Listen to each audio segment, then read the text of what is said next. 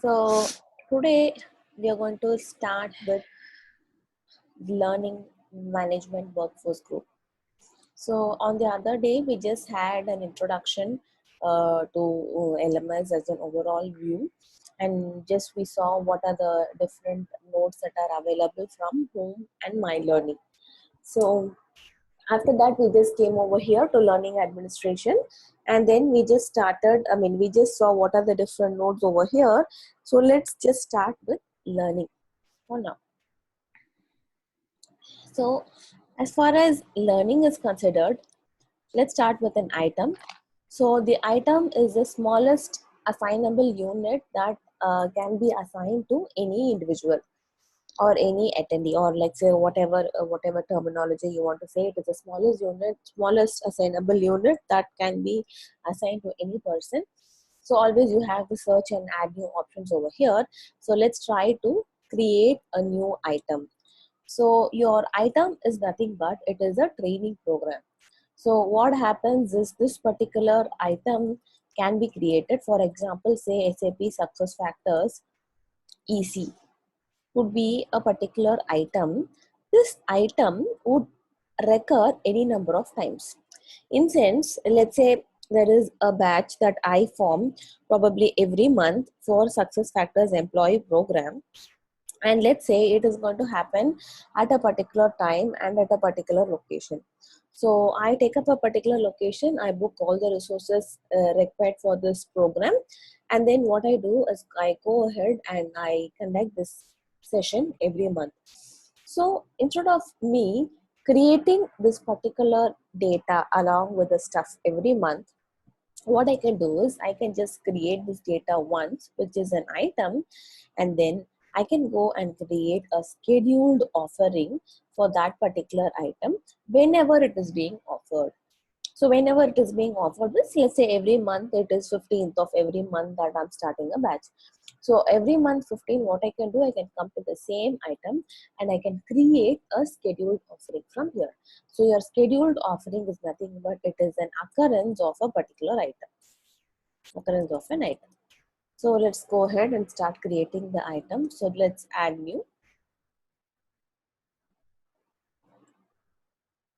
So these are the 4 item classifications that you can see on the top: the scheduled only, online, scheduled, and online, and other. You cannot create further item classifications from here. So let's choose scheduled. We are just going to start with the classroom type of a training for now. Online and scheduled, we will come back to this later when we start with the content management, where we involve putting online contents into the system. So let's say okay. So whatever are the asterisk shows the mandatory fields. So let's try to maintain this field over here.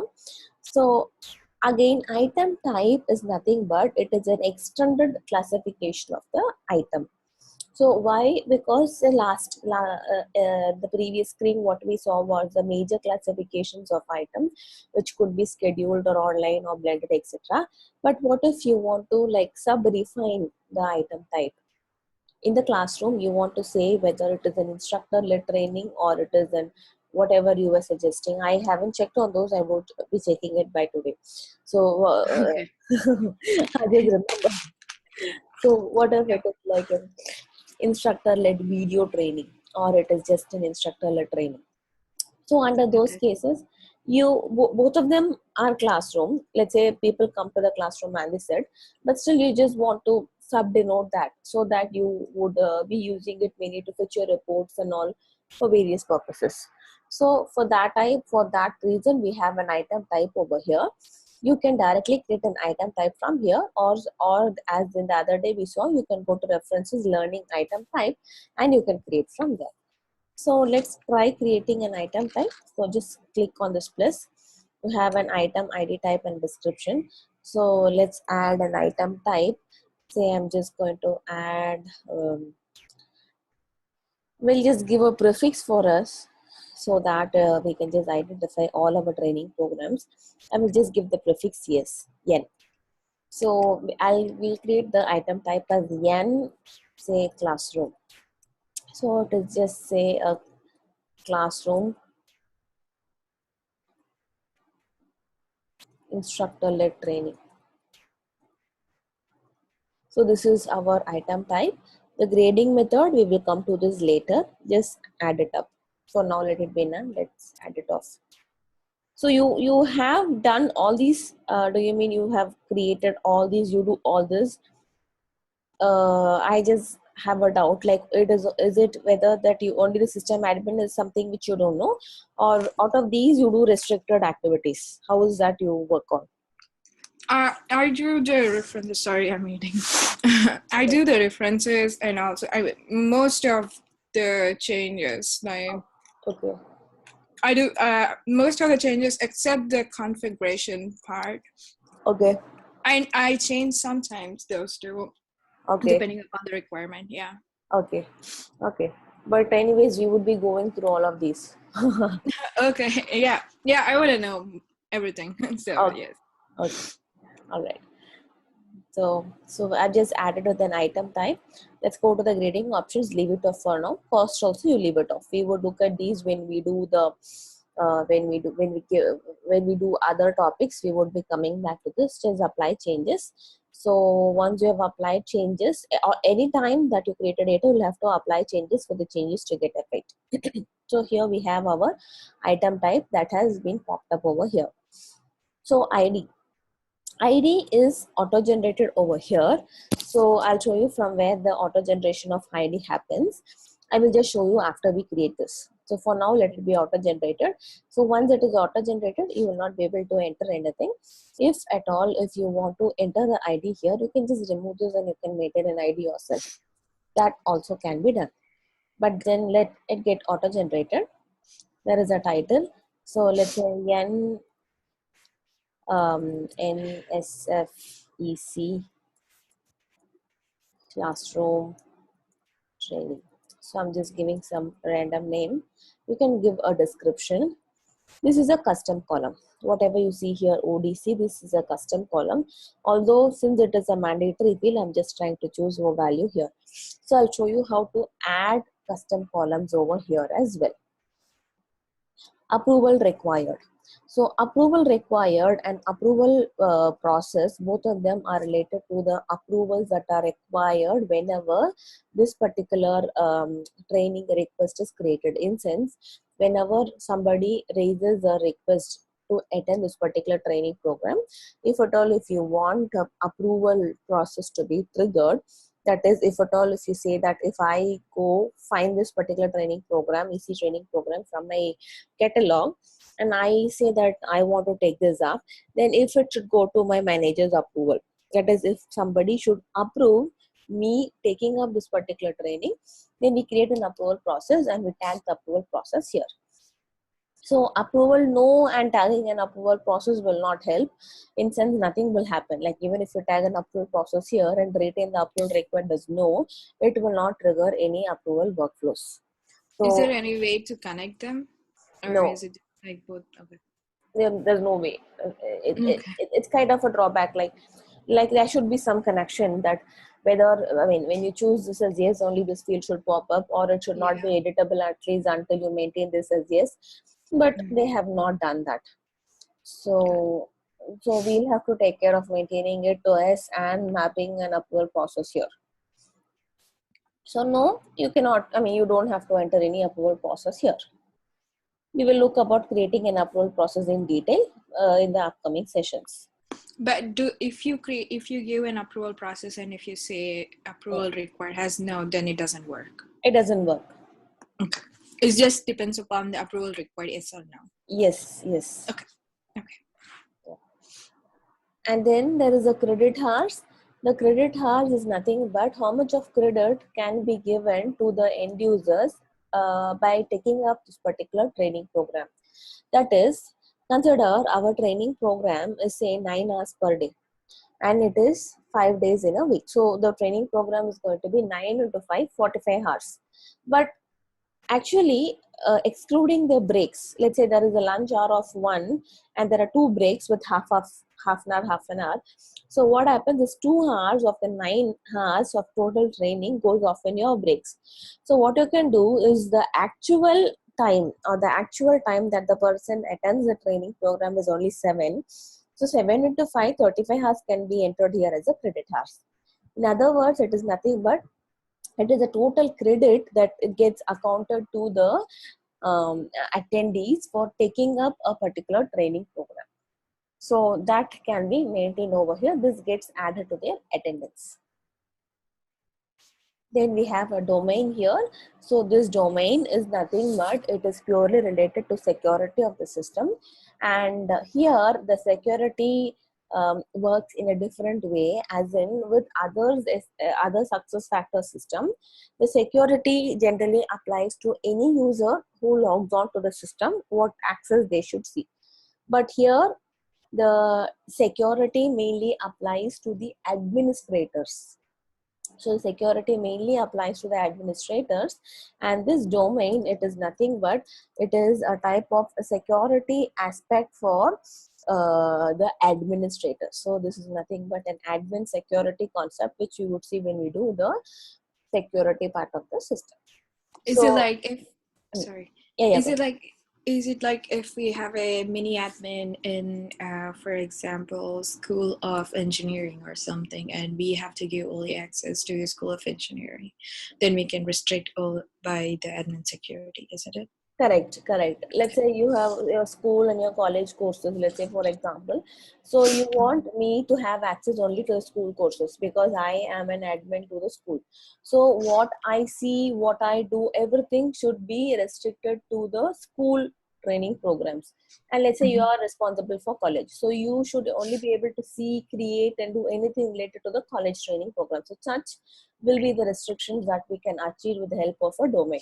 So the key aspect is every item, or in fact everything, will be attached or tagged to a particular domain. So this is tagged to everything that we create in the system that involves a security. If you are creating something without a domain field on that, then it means those objects cannot be filtered for security. That is, those objects will be available to everybody. A typical example is your item type which we just created now. We didn't tag any domain type to that. We just gave the name and the description. So such the data which do not have any domain attached to them, they cannot be restricted. They cannot be restricted to the admins. All of them will be available to every admin. So I have a question. I'm the system admin, right? So I'll go ahead and I'll say only these 3 departments can see this training. Okay. If there is a HR mini admin or some mini admin goes in and tries to find this course, they cannot find it. Okay. Is it? I mean, can they find it? No, you can do all those restrictions. Okay. And another question. So if I'll make the domain as public, but the HR admin or the mini admin doesn't have access to the domain. Okay, since we are giving the public, okay, got it. No, since we are giving the public, it will be accessible. Yes. So the only exception is your public domain. Okay. So the public domain cannot be restricted by any security at all. It will always be accessible to anything. I mean, it will always be accessible to everybody. So the moment you want to impose security, the domains have to be created on the very first step, and all data should be created under the respective domains. No, none of the data should be present under public, because those data under public will by default be available to all the users of the system. Understand. Got it. So then we have a schedule template here. So let's say it's going to be 5 hours. I mean, it's going to be 5 days. Or let me make it as simple. Let me make it as 3 days. And let's say it is 8 hours per day. You can go to the advanced options here, wherein you can maintain the schedules over the different dates, like whether the duration could have a delay start. You can maintain a date for a description for day 1. You can also attach it to a particular location type. So these we would see later when we are going, oh my god, entire thing got off. So these we would see later when we are actually going to schedule the particular training program. So I'm just creating it again. So it is schedule. No, I think it is a classroom. A lot of classroom trainings here. This one. Okay, so let's say SAP SFEC classroom training. Classroom training. So let me just do something. For now, I'm maintaining the approval no. So I'm just maintaining this as 3 days. And then we have an additional option here. So another important thing of the item is that every item has a unique key. So this unique key or key is nothing but the identifier of this particular object item. So if every item has a unique key, the key is nothing but your item type plus or followed by your item ID plus the item revision date and timestamp. So this is a unique key that identifies an item. So the first part of your key would be an item type, which is what we selected here. And then the second part is your item ID that gets generated here. The third part is your revision date and your timestamp. So the revision date and the timestamp gets auto-generated over here. Its revision time is something that we started creating this particular object, and the date is also captured here. So a combination of these act as a unique key for every item. So this is a certification question. Simple, but still they just ask you what are the mandatory parts of an item key. So it is nothing but your item type, your item ID, and then the revision date and the time stamp. It's exactly the same order. And then there is something called CPERs. CPERs is nothing but it is credit for professional education. So this is again another kind of time that you can give to your attendees, giving them the credit for attending some professional education if at all if the training is professional technology related stuff. And then contact hours. So the contact hours is applicable only for a blended type of a training, where a blended type of a training is nothing but it is one that has both online and classroom training. And the contact hours will exactly specify how many hours was where the attendees in actual contact with the trainer. And then let's say you have a 5-day training program which is a blended type, wherein the first 4 hours of the day you go to the classroom, you take it up, and the second 4 hours is a kind of an online training that which could be even an examination. Like say you attend something in the morning, you take up examination for it in the same day afterward. So what happens is your morning 4 hours, your contact hours when you are in contact with the instructor. The afternoon 4 hours is your non-contact hours because it is going to be online. So in that case, 4 into 3 days, 12 days will be your contact hours. So it is your actual time that the attendees will be in contact with the instructor, and this is applicable only for a blended type of a training. Revision number, the revision number is nothing but now we are creating it for the first time, so it would just get auto generated to 1. The next time we come and we create something from here, the revision number would get incremented to 2. So it is nothing but the nth revision of the item. Every revision gets recorded with a number along with the dates and the timestamp. So let's just save and exit for now.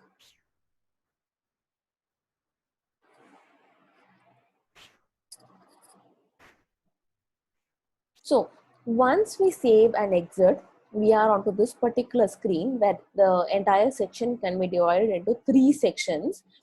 The one is on the top, and then second is your related section, third is your item section. So the one on the top, it's called as a core area. I might have something related to that in the PPT. No, it is not here. 1 minute.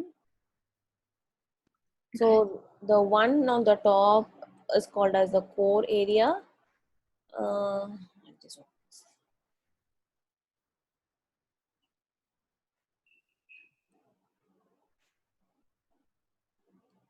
yeah. So the one on the top is called as the core area, which is what is highlighted in red. The one below is called as the related area, which is highlighted in yellow. And the third is your action area, which is highlighted in green. So the core area is your core data, whatever you are maintaining. And on the related area, you would find almost every object that is related to the one that you are accessing. So like as far as LMS is considered, let's say we spoke about scheduled offering alone. So if at all, if you want to access scheduled offering, which is related to the item, you can always find it in the related area. So it is nothing but whatever item is related to, everything you can find it out in the related area. You don't have to navigate to the particular path and go to the particular node to access something that is related to item. Everything would be available from here. And your actions are those actions that you can take upon the learning item. So what we had created in the initial screen is only a very few list of fields, but in general there are much more fields than that for with regard to an item, which you can see from here by clicking view all. So the view all is an option through which you will be able to see the entire fields that relate to an item. So let's just try to scroll down. So we approval required, creation date, delivery method. So delivery method is again another a classification that if at all if you want to maintain by saying what is the delivery method that the training program is going to be delivered. So you can create a new delivery method from here. So let's say n underscore classroom. So almost similar to the item type. So let's say classroom instructor led training add. That's going to be a delivery type that you can add. Then you have the approval process, credit hours we have seen. Domain, let's leave it to public for now. We'll try creating different domains after we look at the security part of it. Maximum registration. Maximum registration is nothing but what is the maximum number of candidates who can register for this particular training program. A minimum registration is your minimum number of candidates that is required for this training program to kick off. So if at all, if we say that the minimum training program, minimum requirement is 5, then unless and until 5 people register for the training will not be started. It will not happen. That is your minimum and maximum registration. And then you have an extended summary options here. So assignment type. So if you remember on the My Home Learning tab, you had an option to filter the various training programs, and you even had an option of required, optional, mandatory, etc. So that is your assignment type here. So you can choose a particular assignment type from the existing list, or you can create something which is required, which is required. And again, this approval assignment type is the assignment type that would be applicable when somebody assigns a training program for you. That is, let's say I go and say that this particular I go and assign this training program for you. So for you, the assignment type will be whatever you choose here. Let's say I choose it as option, or I choose it as recommended. So what will happen when I go and assign it to you is that you would get this particular training program with the assignment type as recommended. I have a question. So when we get the system access for the client, do we get standard assignment types loaded already, or do we need to import them? It depends on the system. Like if at all, if the system comes with the best practices thing, I think there would be some values loaded into the system already. Okay. Okay. So, Or else do we if they don't have it, is it possible for us to get what are the standard assignment types for the learning in the configuration book? Let me check on that. I'm not sure if it is available in the. Actually, as far as LMS is considered, the configuration workbook is it's a very big task. Like it's a very big book, which I'll show you, which like none of us will be interested to fill it up. It's Yeah, I saw it's around 299 pages, just the configuration book. yeah. Yeah. But for Then us, it was like 500 or some pages. So I wasn't sure whether when we download the configuration book and show them, is it going to be, do we get the standard one so that we don't tumble around for the assignment types or something like okay, that. I'll just check on this the assignment type whether the standard values get loaded into the system. I'll just check on Or any other, I mean, any other option, any other drop down option in the reference. Do we get some suggestions or something on the standard types or the drop down names? I'll check it out. I'll, Okay, thank you. yeah. So that is about the assignment type. I'll just make a note of it, otherwise I might forget it. So you want me to look for the assignment type drop down, and then you also wanted to, you had some other doubt yesterday. Hmm, I had noted it somewhere. It was about the web use of Zoom Instructor, or something. Yeah. instructor led training, and you had asked something else about it for instructor led training.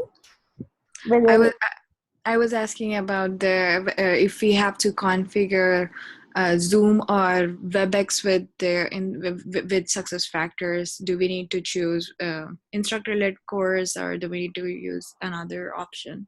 okay, Item type, yeah, another item type. okay, all right.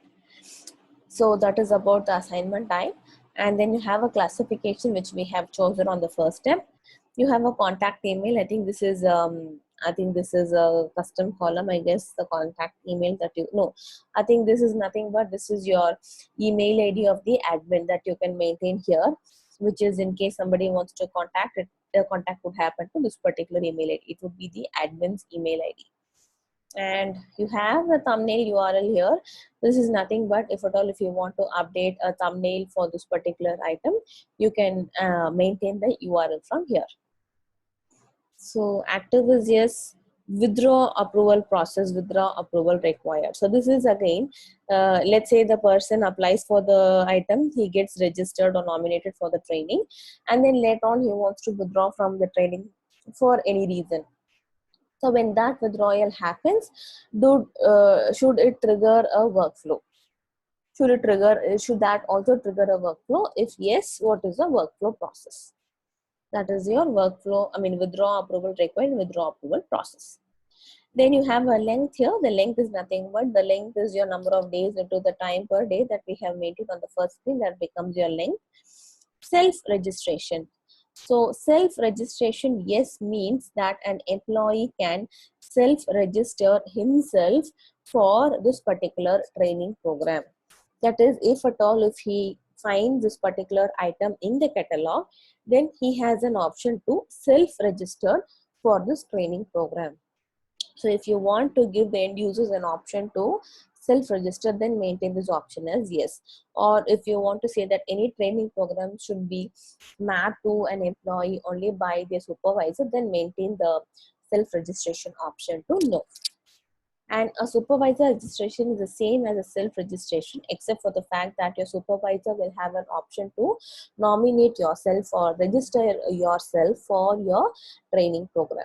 So if you want to, if you want this to be active, make the supervisor registration as yes. If you make it as no, even the supervisor will not be able to register their reportee for the training programs.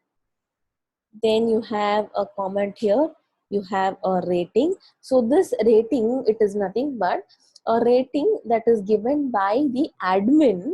As an admin, admin can rate training programs on a scale of whatever is maintained here.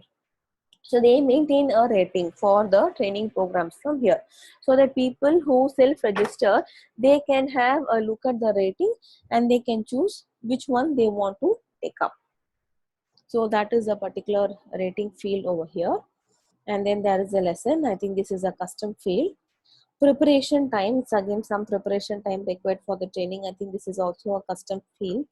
Then you have shipping required. Shipping required is nothing but if at all, if somebody registers for this training program and if something should be sent to them via post, there is a shipping activity involved. As in, let's say for everybody who register for this particular course, we send them a hard copy of the document, for example a book. So if that is required, then the shipping required option should be set to yes, if at all of the handout should be delivered to the house. Does it, I mean, is it needed if we don't use commerce, or is it in general? No, if you don't use commerce, it is not required, because only for commerce we would, when there is a cost involved, we might go ahead. I mean, when we deliver this again, when we are going to make the shipping as this, it is also going to involve some cost for Okay, that. So when commerce is not used, then shipping required no would be the option that you'll have to choose. It's only when the commerce is enabled. got it. Yeah. And then you have a thumbnail file over here. So by default, every category like an item or a schedule or whatever, I mean a scheduled offering or whatever it is, by default everything has a default icon that we can upload from the system admin. Apart from that, for this particular training specifically, if at all if you want to maintain a thumbnail file from here, you can just edit the image from here. So you just have to maintain download some SAP images, whatever, I mean you can just download any image, basically whatever image you want to upload over there. Let's say I'll just save it here, and you can just go ahead and upload it from here. So choose your file, go to your download, upload. So this is the file. You can just upload it off. This is already uploaded. So that's how you upload a thumbnail file. A certificate template. We will see what is a certificate template. A certificate template is nothing but once a training program is completed, and let's say we finish all the other activities related to the training program, like we go ahead and say that out of 7 participants, 6 participants have completely attended the training program. The 6 participants who attended the training program can be given a certificate stating that okay, they have completed this training program from so and so date. So that certificate template is mapped from here. We'll again see how to create the certification template also. The creation is done somewhere else, mapping is done from here. This is a custom field. Catalog SKU is a catalog stock keeping unit. The expansion is stock keeping unit. This is also related to commerce.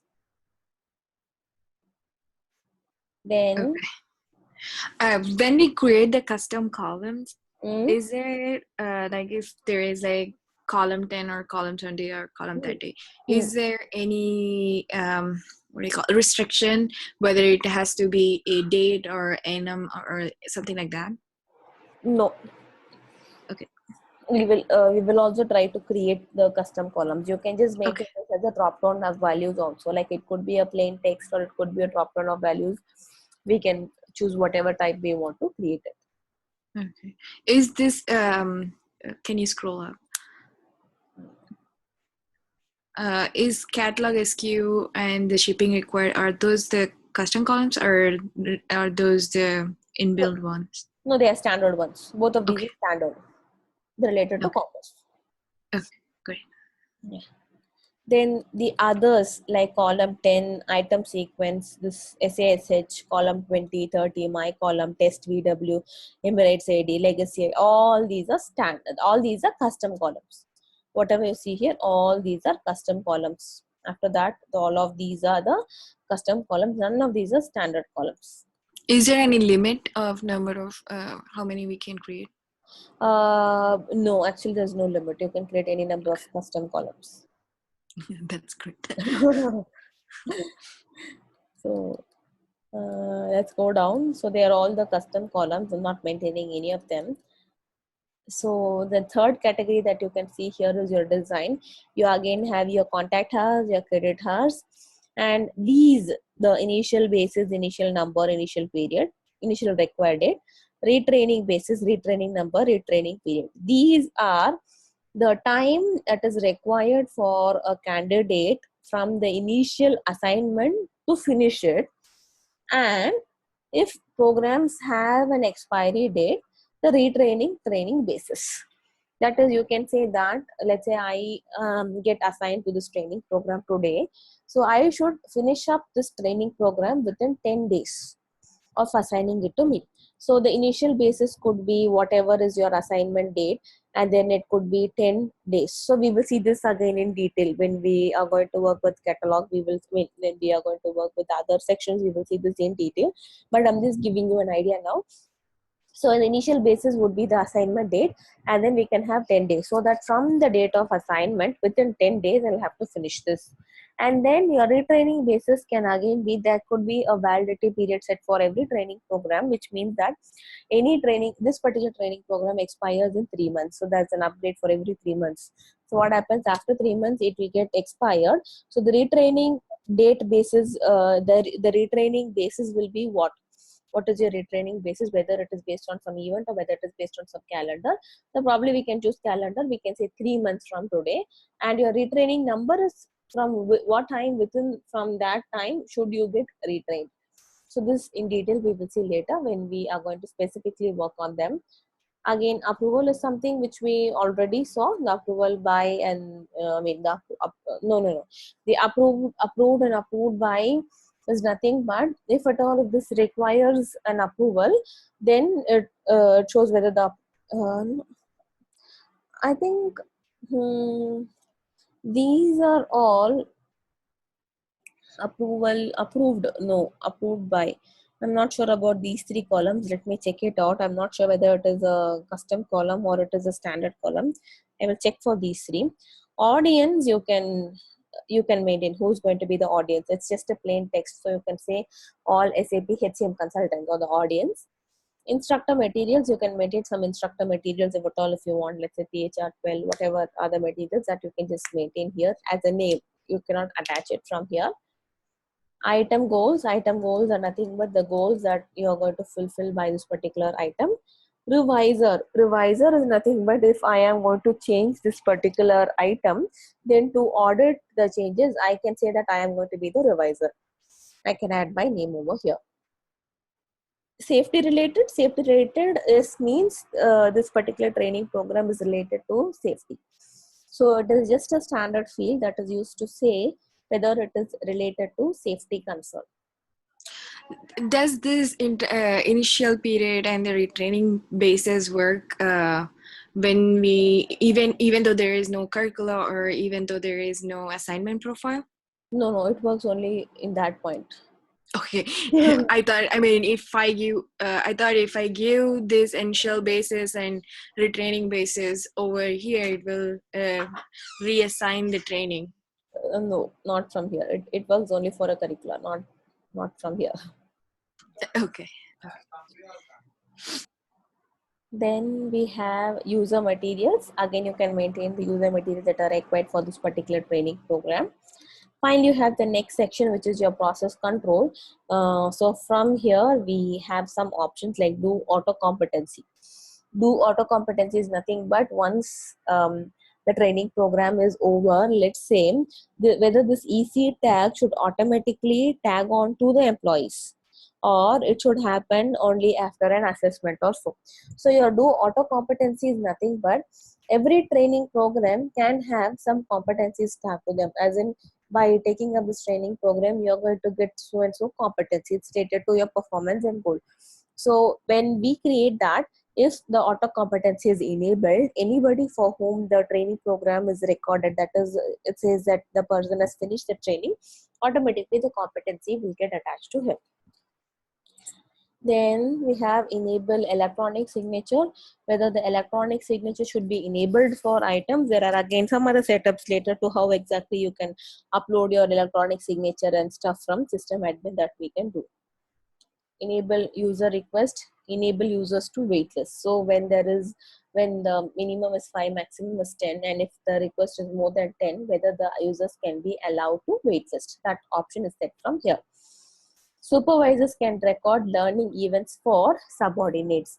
So this is nothing but record learning event means once the person has finished taking up the training program, we'll have to maintain in the system that okay, this person has taken up the training program successfully. So why is that required? Once we maintain that detail only, the person will be able to download the certificate, and he would be given the credit hours whatever we maintain here. So that record learning event is nothing but indicating that the person has taken up or the person has fully attended the training program successfully. Users can record learning events for themselves. This is normally said to know.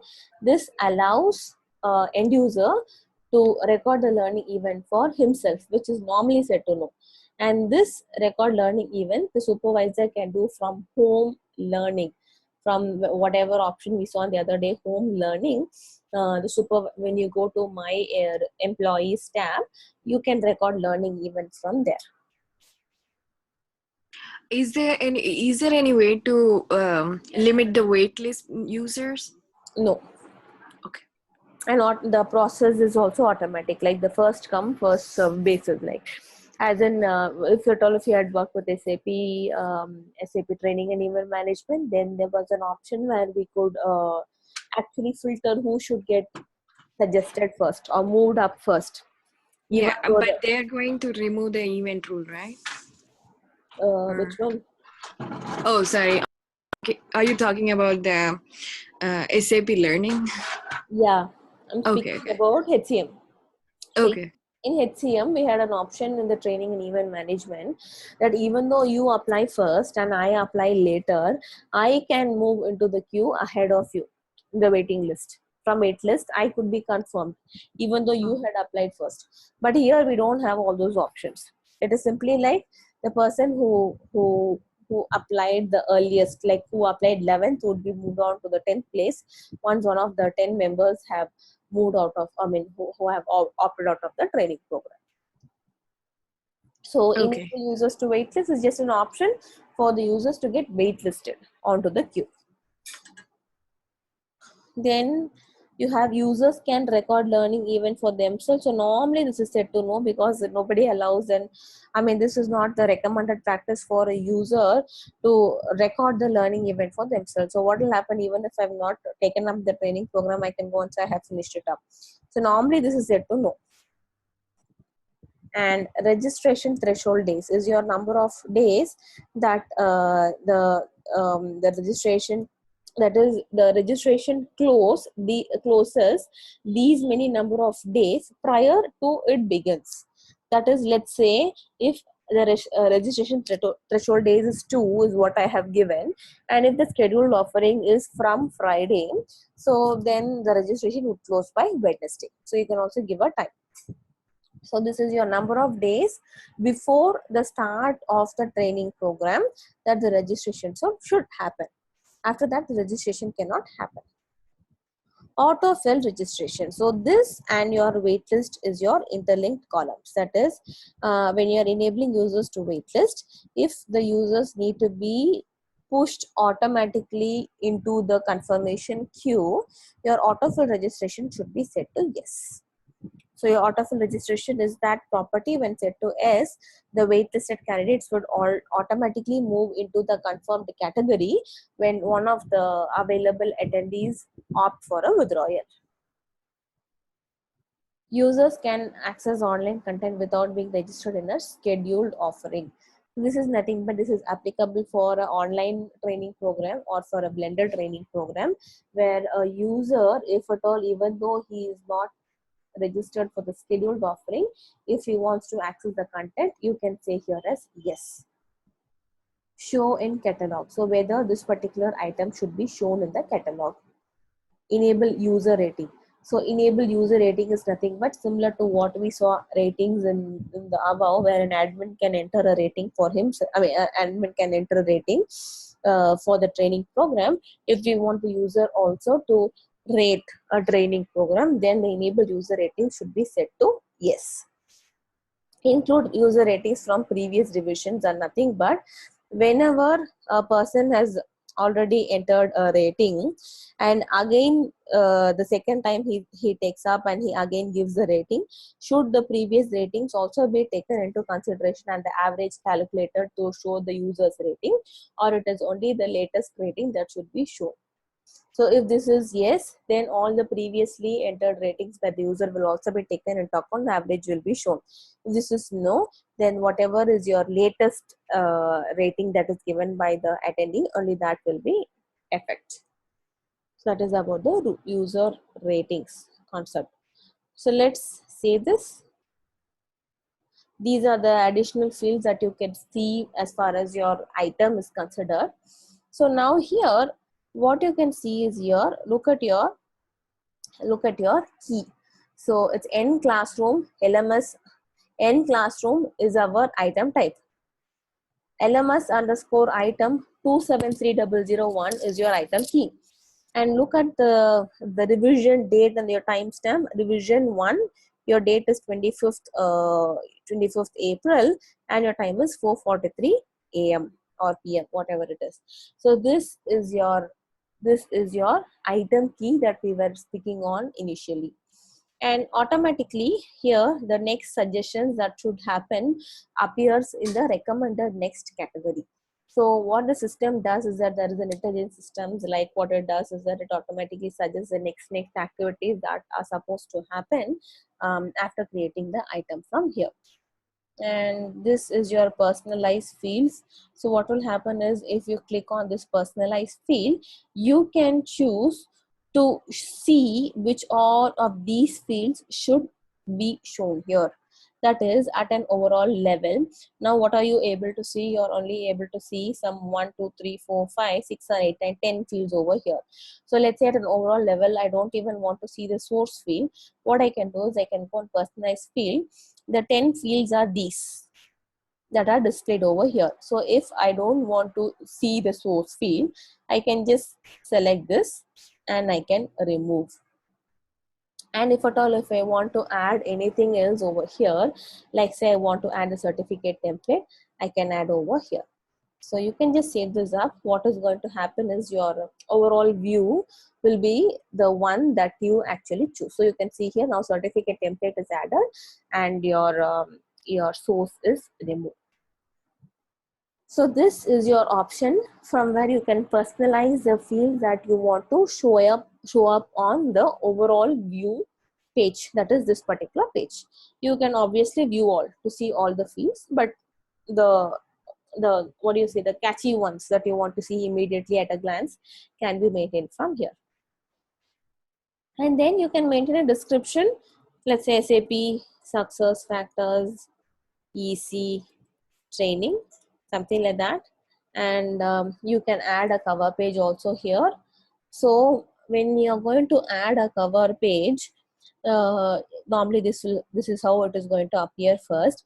Initially you would not be able to upload an image. Just save this for now and then save and close it off. Again you come here. So this time, okay, sorry, you activate it first and then you save, and then you go to settings. Now you would be able to attach an image from here. That is before you try to upload an image, just activate it first. I don't think still the upload option is enabled. Cancel. I don't think the upload is, no, 1 minute. I think this is your upload option. Yes. So you have to first of all activate it before you can upload an image. That is when the status is inactive, you will not be able to see this particular upload option. So activate it. There are a lot of options here. Image information, upload in advanced. Just try to upload an image. Let's try to choose whatever we have already chosen, send it to the server.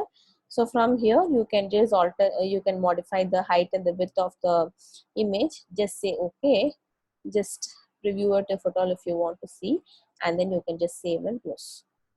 So that becomes your cover page. Still, Can we do drag and drop, or is it going to work? no, the images you're saying. Yes, in the image, can we drag and drop in the cover page? No, I don't think so. Only these are the options. And then you can attach and I mean you can upload an image from here. You can directly maintain a HTML source also, like as in web page. If at all, if you want to maintain a HTML source, you can convert it to source and you can maintain it from here.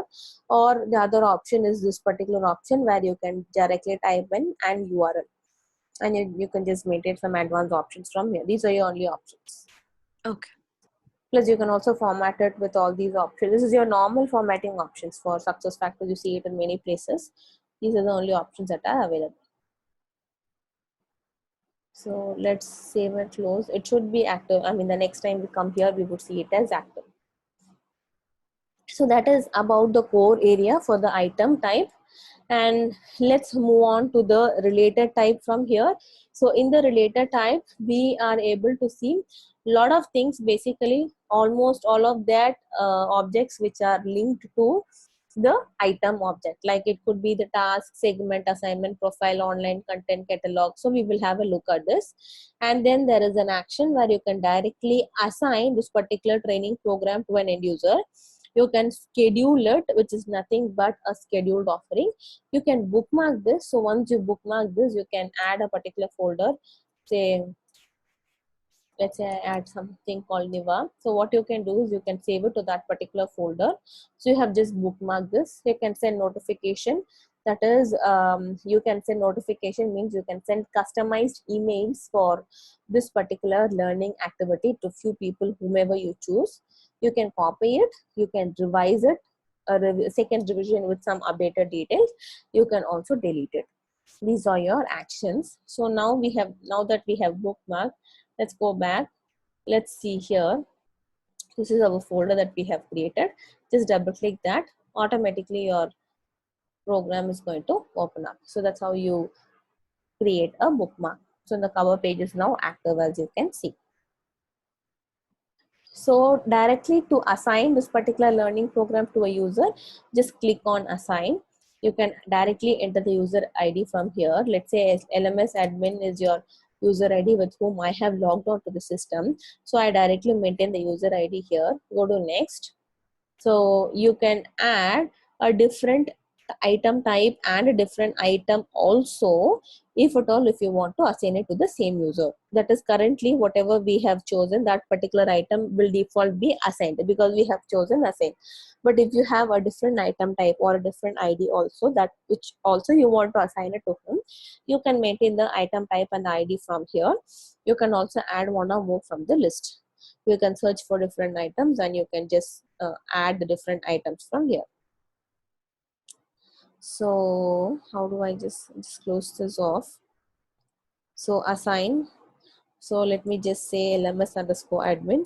I have added this particular user here. Go to next. So I don't have any other item to be added. Just go to next. So assignment type. So see here what comes here. Recommended. This is your assignment type that we had given it to this particular item when we had created it. So the same would be the assignment type with which this item would be assigned to anybody who, that is anybody assigning this training program to somebody else. By default that would be the type, but if you want to change it, obviously you can change from here. Still you can change, that would be the default setup. Assignment type is whatever on the date that we are assigning. Go to next. There is a required date. It is like by what date it should be required. So it is not a mandatory field. Just try to schedule a job to run it later. Run the job now to just run it now. So let's run the job now. So successfully added the items to the specified users. So even though this user, we have not even created we have still not even created a catalog or assignment profile or whatever, we have still not done anything, directly an item can be assigned to a user from here. So that is also possible from here. So before we go to creating the next thing, which is your scheduled offering, I would just like to show you this. So this is a kind of an overall picture how the assignment is going to happen, as in the item is created. What we have created now is your item. So from the item, we would be creating n number of scheduled offerings. That is, the scheduled offerings would be created from the item. and the item all or the number of items get assigned to what is called as a catalog. So a catalog is nothing but it is a group of items that we want to offer it to a particular category of people. For example, a catalog could be SAP Success Factors catalog. So you can imagine this something like a kind of a section in the library which holds all the related books together. So this catalog is something like that, to which we would assign all the related items. So what we would do is we would be assigning employee central, recruitment, onboarding, LMS, whatever you feel is related to each other. You would group all the items and you would create a catalog. Namely, the catalog is SAP Success Factors. So now what we want to do is that this SAP Success Factors catalog, we want it to be accessible by all SAP HCM consultants so that they can browse through the different courses that are available at their disposal and they want to register for one or more. So that is done by means of what is called as assignment profile. So assignment profile is nothing but we create a rule to group the users to form into a particular group. That is, we group one or more users depending on some common criteria. The criteria could be anything which we would see. The criteria would be mainly dependent on the fields of the user record. So the fields could be department, division, whatever are the fields that you maintain in the user profile in LMS. So those are used to form a rule, and the domain will also come into picture here. So what we would do is that users, one or more users are assigned to an assignment profile. This assignment profile is in turn assigned to a catalog. The catalog in turn has a lot of items assigned to them. Every item will have a scheduled offering created whenever it is being offered, and to every item we also attach an approval process if the assignment requires an approval to be triggered. We would also maintain the price for an item if it is chargeable. We will also maintain a completion certificate for the item if we are going to give them a certificate on successful completion of the item. So we have created the item. Now we would go ahead and create the scheduled offering next, and then we will move on to this direction. So this is mainly done to the fact that now what we saw was an individual assignment, that is an item individually getting assigned to a candidate, but that is not the case how it works. We will not be able to do that every time. We just want to create things. We want to automate people to automatically have access to their related content, which is done by these catalogs and assignment profiles. I have a question here. Yeah.